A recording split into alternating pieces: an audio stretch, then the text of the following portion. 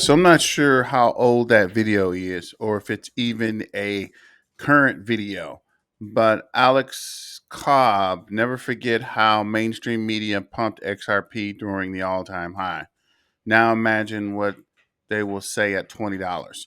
So suspect that is an old video, and the all-time high was, I think, 2017. But this is the next article. Breaking news: Ripple versus SEC. Agency wants 770 million to settle XRP lawsuit, which isn't actually that much, right? And I think they can easily pay that 770 million, which will be enough for them to, I guess, start pumping once they pay this off. If that's all the SEC wants, to seem like a big fight for 70 million or 770 million. But we'll see what they're going to do and how it works out. Because just throw $1 billion on your case that the judge already threw out, and we will call it even. That's what I'm saying. Just pay these guys. And once they do pay, I'm pretty sure the actual price of Ripple is going to start to run up. But let me know what you think about that in the comments. Don't forget to like, share, and subscribe. And this is Black Tiger Miner. Welcome you back to the Black Tiger Miner YouTube channel. Shout out to all the XRP army and everyone that's been hanging in there with XRP. So I have this next video, which is Lewis Jackson, and he's talking about partnerships with XRP and overall just more news about XRP. But they're not very good. Let's They're very click to this expensive, video. and they're full of what they call in the area friction. Just lots of friction, and not the best way to go. So in comes Ripple and their on-demand liquidity and their XRP asset, meaning these banks and companies no longer need pre-funded accounts of different currencies. They can just hold XRP, and XRP can be interchanged between the different currencies, completely removing Nostro Vostro accounts, or otherwise known as pre-funded accounts. Now, what Uphold do is that they pride themselves on being an anything-to-anything app or a platform.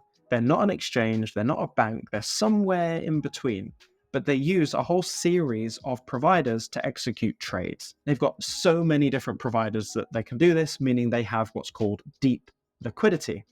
Now, the problem is that they hold liquidity in their books in order to facilitate these trades, so the user thinks, me and you, so we think we're getting that trade done quick, when in reality, they're actually using their own money to execute those trades quicker for you so that you can have those assets appear quicker in your account. But it's possible that some of those trades happen after the fact, by Uphold kind of recuperating and balancing the books. Now, we've got Uphold, which provides an incredible liquidity infrastructure, meaning the way they've built it all up allows for liquidity to move very easily.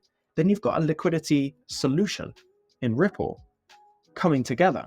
So you've got a liquidity solution, liquidity infrastructure, actionable liquidity. That's how it comes together. You've got actual liquidity in a business environment. You know, this is all speculation, right? You could have Uphold operating in a capacity where every single trade uses XRP as the underlying asset underneath there, so from anything to anything using XRP in the middle. But then how else could you use XRP to facilitate functions at Uphold? And one of those functions I was thinking was, well, let's say you look at off-ramping, for example. It's just annoying to off-ramp. What if when you off-ramp, Uphold actually have to use their own money to transfer that value to bank accounts all around the world, right? You could be in Bangladesh and we could be in the US, and sending money from the US to Bangladesh is just full of friction, right? So if you wanted to off-ramp in Bangladesh, but your money is in the US, there's a cross-border payment that has to happen. And so you don't necessarily have to use XRP as the agnostic asset between trades, but for off-ramping, to send from customers' funds from Uphold to the bank of the customer, that would actually have a greater impact on customer experience of getting their money nice and quick, regardless of where they are in the world. I've said this multiple times. I've even said it on podcasts before, and this was my grand idea. My thought process was, we are likely to see exchanges or platforms similar to exchanges adopting XRP quicker than typical businesses. Why? Because exchanges have this massive cash reserve to facilitate liquidity. Why? That was my question. Why would you have millions and millions of dollars just to execute trades quicker when you could just hold XRP and put that capital, the dollars, to work in other investments or growing the business? You could just have XRP in the middle to facilitate those trades. Ages ago, I was thinking Uphold and Ripple would be the perfect partnership because we know Uphold are such fans of XRP and the XRP ledger. It seems like they are in position to take advantage of what Ripple can offer. But they also make each other's use case. Uphold want to be anything to anything.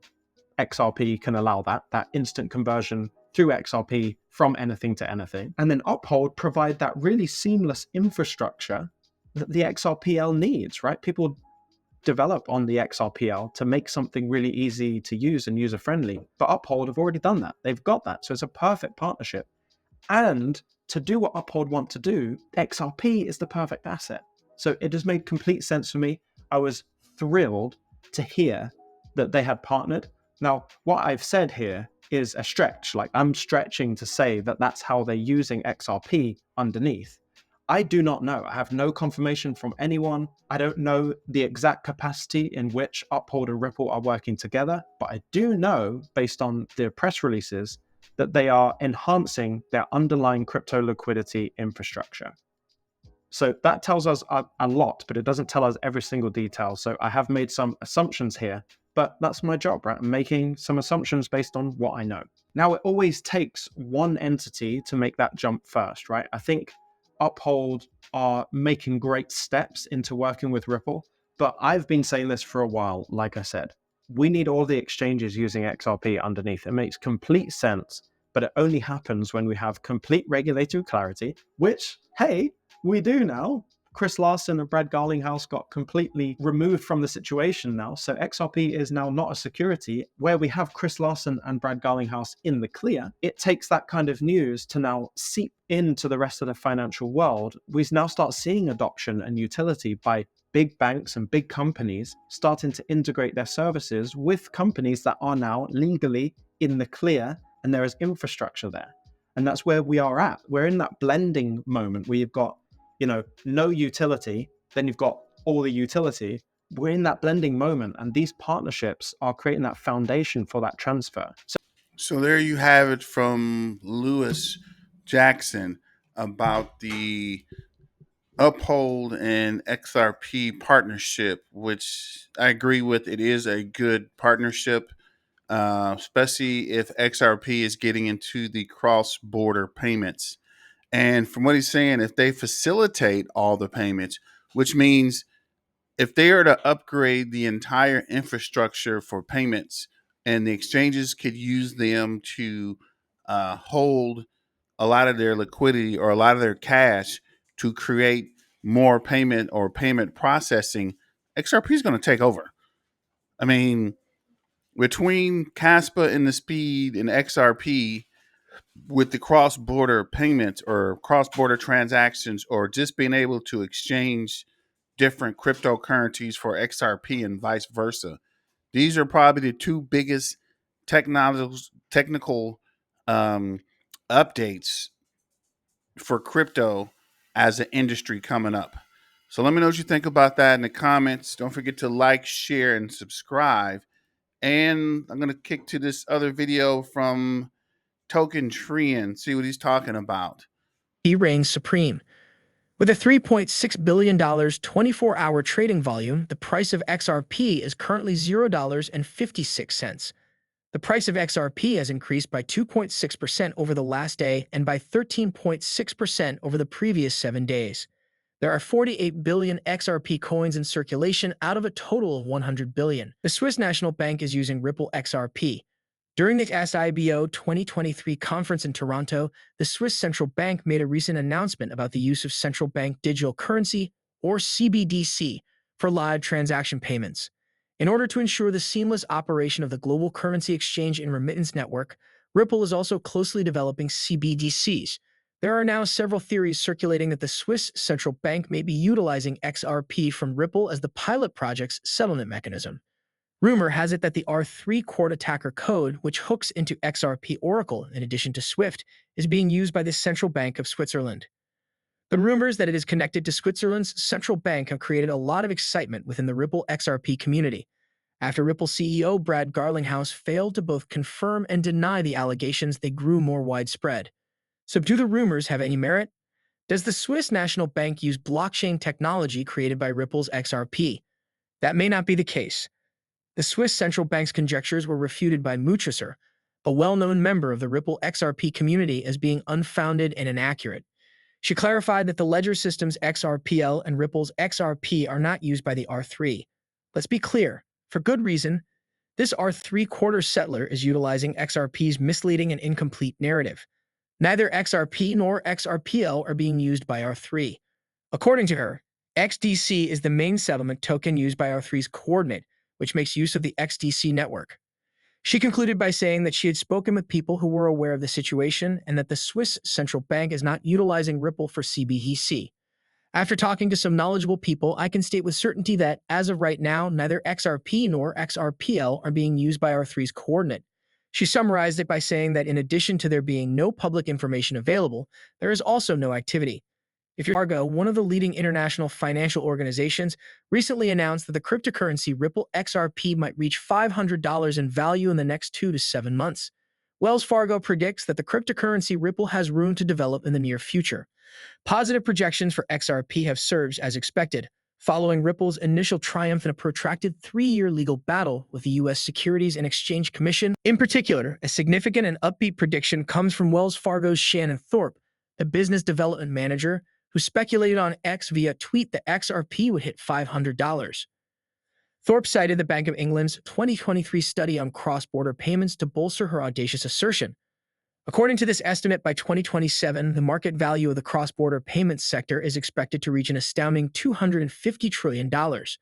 Thorpe contends that an XRP price of $500 would be more appropriate to support this kind of market, saying that $500 for XRP just doesn't seem like enough to support such a massive quantity. Furthermore, Thorpe is not the only person who believes that XRP has triple-digit prospects. In fact, according to XRP Captain, another analyst on the platform, there's a chance that this cryptocurrency will hit $130 by 2024. He bases this on a triangle pattern that is visible on the XRP chart. Thorpe's projections for XRP range from 2023 to a potential 2027 scenario. It should be mentioned that Thorpe has already predicted the price of XRP. He had first given a hopeful prediction for July 30, 2023. He had proposed in that lengthy essay that just 10% of cross-border transactions, which are presently dominated by banks like JP Morgan, could yield a revenue of almost $800 billion. As a result, he made the observation that a value of $1 would not be sufficient to manage a financial flow of this size. Furthermore, Thorpe clarified the dynamics of the market in terms of supply and liquidity, highlighting the fact that these three factors are the most important. He showed how an LS of $5 trillion would arise if XRP hit $100 and supply was restricted to, say, 50 billion units. The LS would increase to $25 trillion at $500. This would have the benefit of giving the market more flexibility and guaranteeing that massive XRP holdings are not required to run day-to-day activities. Having said that, Thorpe placed the cost of XRP between $100 and $500 without offering a deadline, highlighting the fact that the concepts of when and how are intrinsically linked. As a result, his most recent forecast, which suggests a potential reach by 2027, merely serves to confirm his earlier estimates. So if he's saying that the market or one of the market makers saying XRP could get to $500 a share or a token, that's astronomical. And that it's going to do 250 trillion worth of transactions. I can easily see the price of XRP surging, but I'm not 100% sure that it's actually going to get that high. Well, let me know what you think in the comments. And don't forget to like, share, and subscribe.